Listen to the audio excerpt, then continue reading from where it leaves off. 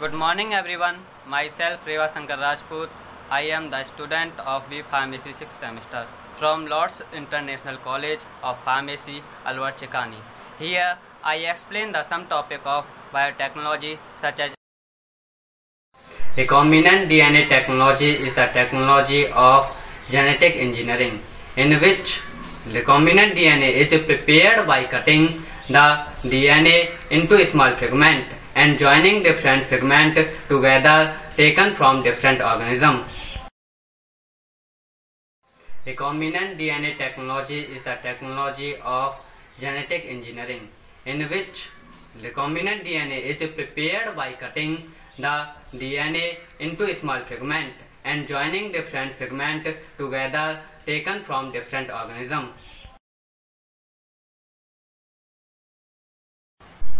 Recombinant DNA बनता कैसे है?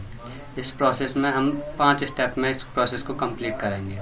पहली स्टेप है isolated the DNA from different organism. तब डिफरेंट ऑर्गेनिज्म जैसे हम अगर बना रहे हैं इंसुलिन हार्मोन्स के लिए बना रहे हैं या ग्रोथ हार्मोन्स के लिए कोई प्रिपरेशन बना रहे हैं तो हम उसको कैसे बनाएंगे? तो सबसे पहले ह्यूमन सेल्स है वहां से वो जीन एक्सट्रैक्ट करेंगे जो ह्यूमन ग्रोथ हार्मोन्स के लिए रेस्पॉन्सिबल है। उसको एक्सट्रैक्ट करने के बाद में एक बैक्टीरियल सेल का जेनेटिक मटेरियल लेंगे जिसे हम प्लाज्मिड कहते हैं, उसको एक्सट्रैक्ट करेंगे और उसको आइसोलेट कर लेंगे।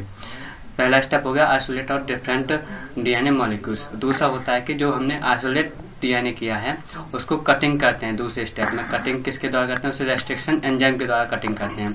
वो रेस्ट्रिक्शन एंजाइम 2 टाइप के होते हैं, एक तो होता है एंडोन्यूक्लियस, एक होता है एक्सोन्यूक्लियस। ये दोनों एंजाइम वहां पर काम करते हैं। तो जो हमने जीन्स एक्सट्रैक्ट या आइसोलेट किए हैं वहां से ह्यूमन सेल्स और बैक्टीरियल सेल से, उन दोनों को हम रेस्ट्रिक्ट करते हैं और स्पेसिफिक पार्टिकल जीन्स को वहां से अलग करके एक डीएनए फ्रेगमेंट को हम ले लेते हैं। उसके बाद में स्टेप नंबर 3 आता है कि जो हमने कट किए हैं फ्रेगमेंट उन दोनों को ज्वाइंट करना, यानी बैक्टीरियल सेल के जो प्लाज्मिड डीएनए था उससे जो फ्रेगमेंट लिया है और जो ह्यूमन जीन का जो फ्रेगमेंट लिया है उन दोनों फ्रेगमेंट को, यानी ह्यूमन जीन के फ्रेगमेंट को बैक्टीरियल जीन के फ्रेगमेंट को हम दोनों को ज्वाइंट करते हैं। ज्वाइंट करने के बाद में जो डीएनए हमें मिलता है वो होता है रिकॉम्बिनेंट डीएनए या हाइब्रिड डीएनए। अब जो 5वां स्टेप है, ये तीसरा स्टेप था कि हम ज्वाइन कर दिया, उससे हमें मिला रिकॉम्बिनेंट डीएनए। अब जो 5वां स्टेप है उसमें ये है कि जो रिकॉम्बिनेंट डीएनए मिला उसको इंसर्ट करते हैं किसी होस्ट सेल में। होस्ट सेल क्या होता है? बैक्टीरियल सेल्स होता है जहां पर हम डीएनए की रेप्लिकेशन कराते हैं, जहां से हमें कॉपीज प्राप्त हो सकते हैं, कॉपीज मिलती हैं। उन कॉपीज को हम किसी भी प्रिपरेशन में यूज कर सकते हैं। इंसुलिन हार्मोन प्रिपरेशन में एप्लीकेशन होती है मेडिकल लाइन्स में या मेडिकल फील्ड में। जो प्रिपरेशन होती है उनमें इंसुलिन हार्मोन प्रिपरेशन होती हैं, वैक्सीन प्रिपरेशन होती हैं, ह्यूमन ग्रोथ हार्मोन प्रिपरेशन होती हैं, कुछ एंटीबॉडीज प्रिपरेशन होती हैं जैसे मोनोक्लोनल एंटीबॉडीज होती हैं, और जैसे इंटरफेरॉन्स होते हैं, एंटीबायोटिक्स होती हैं, और इन्फेक्टियस डिजीज जैसे टेस्ट वगैरह जो होती हैं वेरियस डिजीज जैसे कैंसर है, टीबी है, इनके लिए जो टेस्ट किया जाता है infectious disease. Insulin hormone preparation में एप्लीकेशन होती है मेडिकल लाइन्स में या मेडिकल फील्ड में। जो प्रिपरेशन होती है उनमें इंसुलिन हार्मोन प्रिपरेशन होती हैं, वैक्सीन प्रिपरेशन होती हैं, ह्यूमन ग्रोथ हार्मोन प्रिपरेशन होती हैं, कुछ एंटीबॉडीज प्रिपरेशन होती हैं जैसे मोनोक्लोनल एंटीबॉडीज होती हैं, और जैसे इंटरफेरॉन्स होते हैं, एंटीबायोटिक्स होती हैं, और इन्फेक्टियस डिजीज जैसे टेस्ट वगैरह जो होती हैं वेरियस डिजीज जैसे कैंसर है, टीबी है, इनके लिए जो टेस्ट किया जाता है इन्फेक्टियस डिजीज। पहली प्रिपरेशन है हमारी इंसुलिन। इंसुलिन प्रिपरेशन सबसे पहले तो यह है कि इंसुलिन होता क्या है। इंसुलिन एक हार्मोन होता है जो ह्यूमन बॉडी में वेरी एसेंशियल होता है। किसके लिए? कि ह्यूमन बॉडी में जो शुगर लेवल है उसको कंट्रोल करने के लिए, यानी ग्लूकोज लेवल को ये कंट्रोल करती है। जिन ह्यूमन में इंसुलिन की सिक्रेशन कम हो जाता है उनमें डिजीज होने लगती है। उस डिजीज को कहते हैं डायबिटीज। डायबिटीज डिजीज जो होती है उसमें शुगर लेवल बॉडी में बढ़ जाता है, यानी इंसुलिन जो काम करता है उस शुगर लेवल को ब्लड से कम करता है। वैक्सीन प्रिपरेशन क्या होते हैं? जैसे हम कोई पैथोजेनिक सेल्स होती हैं, पैथोजेनिक सेल्स का मतलब होते हैं बैक्टीरिया, वायरस या कोई भी पैथोजन जो हार्मफुल होते हैं, उनकी डेड सेल्स होती हैं। डेड सेल्स होती हैं उनके द्वारा हम वैक्सीन को बनाते हैं। वैक्सीन इनके सस्पेंशन में प्रिपेयर की जाती हैं। इसमें क्या होता है कि जो वैक्सीन हमारी बनती हैं वो बॉडी में एंटर कराई जाती हैं। एंटर कराने पर क्या होती है, ये हमारे इम्यून सिस्टम को एनहांस कर देते हैं, जिसमें प्रोडक्शन एंटीबॉडीज का प्रोडक्शन बढ़ा देती है। ये एनहांस कर देती है प्रोडक्शन ऑफ द एंटीबॉडीज का, अगेंस्ट किसी पार्टिकुलर एंटीजेंस के अगेंस्ट काम करती हैं। रिकॉम्बिनेंट डीएनए की सहायता से साइंटिस्टों ने वैक्सीन की डेवलपमेंट को काफी अच्छे लेवल पर उसको ग्रोथ किया है, अच्छी तरीके से। अब एंशिएंट टाइम में मतलब वर्तमान समय में काफी अच्छे समय पर इसको ग्रोथ किया है और वैक्सीन को विभिन्न तरह की वैक्सीन का निर्माण किया है। जैसे टीबी की वैक्सीन आती है, अन्य दूसरी रेबीज वैक्सीन आती हैं, इनको डेवलप किया गया है। नेक्स्ट है हमारा human growth hormones. Human growth hormones कैसे प्रिपेयर किया था और क्या होता है? ह्यूमन ग्रोथ हार्मोन्स क्या होता है? एक पॉलीपेप्टाइड हार्मोन होता है जो रेस्पॉन्सिबल होता है बॉडी ग्रोथ के लिए, सेल्स ग्रोथ के लिए, ह्यूमन और एनिमल दोनों में ही। ये सीक्रेट होता है सोमेटोट्रॉप सेल से जो सिचुएटेड होती हैं पिट्यूटरी सेल्स में, पिट्यूटरी ग्लैंड में, सॉरी पिट्यूटरी ग्लैंड में सोमेटोट्रॉप सेल्स होती हैं, वहां से ये सीक्रेट होता है। इसमें क्या कहते हैं, रिसेंटली कुछ वर्षों में साइंटिस्टों ने इसका डेवलपमेंट काफी अच्छे स्केल पर किया हुआ है। इसमें जो डॉर्फिन्स डिजीज होती है जो ग्रोथ से संबंधित है, उसको ट्रीट करने के लिए इसका यूज किया जाता है। रिकॉम्बिनेंट डीएनए की सहायता से काफी अच्छे पैमाने पर अब इसको ग्रोथ।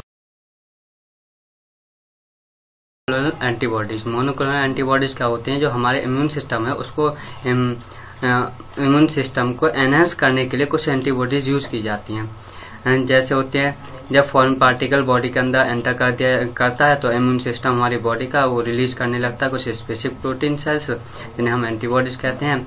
और हाइब्रिडोमा टेक्नोलॉजी से इन एंटीबॉडीज का हम बनाते हैं।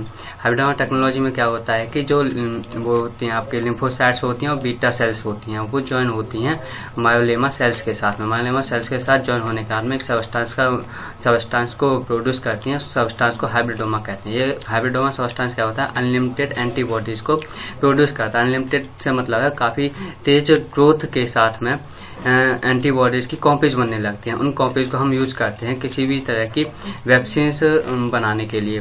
The antibodies produce the cell of monoclonal antibodies. Monoclonal antibodies को प्रोड्यूस करने के लिए इनका यूज किया जाता है। This antibodies are use to produce vaccine. Vaccine को प्रोड्यूस करने के लिए इनको यूज किया जाता है। ये वैक्सीन किसके अगेंस्ट काम करते हैं? जो एंटी वायरल होते हैं, जो एंटीवायरल वैक्सीन होती हैं उनके लिए यूज किया जाता है, यानी वायरल इन्फेक्शन में यूज की जाती हैं। इंटरफेरॉन क्या होते हैं? इंटरफेरॉन से एक तरह के सब्सटेंस हैं जो कि किसी वायरस, बैक्टीरिया, पैथोजेंस की मल्टीप्लीकेशन और उसकी जो डिवीजन है, मतलब विभाजन क्षमता, उसको ब्लॉक करने के लिए काम में लाए जाते हैं। Interferon can be use to cancer like hairy cells, यानी कैंसर लाइक जो सेल्स होते हैं, जैसे ल्यूकेमिया सेल्स वगैरह होती हैं, उनको ब्लॉक करने के लिए इसे काम में लाया जाता है। Recombinant DNA technology produce this protein by using E coli, मतलब इकोलाई को यूज करके इन प्रोटीन्स को, इंटरफेरॉन्स को प्रोड्यूस किया जाता है। इंटरफेरॉन अल्फा जो है एक तरह का सबस्टांस है जो रिकॉम्बिनेंट डीएनए से बनाया गया है, रिकॉम्बिनेंट टेक्नोलॉजी से बनाया गया है। वो ट्रीट करता है लिम्फोमा और माइलोजेनस ल्यूकेमिया जैसी डिजीज को ट्रीट करने के लिए। नेक्स्ट है हमारा एंटीबायोटिक्स। एंटीबायोटिक्स हम सभी जानते हैं केमिकल सबस्टांस होते हैं जो यूज में लाए जाते हैं किसी बैक्टीरियल सेल्स की ग्रोथ को कम करने के लिए, या बैक्टीरियल सेल्स को किल करने के लिए, या बैक्टीरिया को किल करने के लिए, या एंटी बैक्टीरियल इन्फेक्शन में इसे यूज किया जाता है। They can be produce by microorganism, किसी माइक्रोऑर्गेनिज्म के द्वारा प्रोड्यूस किए जाते हैं लेबोरेटरी में। They have the ability to destroy the bacteria and other harmful microbes, किसी भी हार्मफुल माइक्रोब्स को डिस्ट्रॉय करने के लिए यूज किया जाता है। Which cause infection in the body, ये जो भी बॉडी में इन्फेक्शन होती हैं उनमें किसी भी तरह के माइक्रोब्स को किल करने के लिए इसको यूज किया था। अलेक्जेंडर फ्लेमिंग ने 1928 में रिकॉम्बिनेंट डीएनए की टेक्नोलॉजी से पेनिसिलिन नामक एक पहली एंटीबायोटिक्स बनाई थी। अब तो रिसेंट टाइम में, जो अभी वर्तमान समय में देख रहे हैं हम, विभिन्न तरह की बायोटेक्नोलॉजी को यूज करके विभिन्न तरह की एंटीबॉडीज को प्रोड्यूस किया जा रहा है।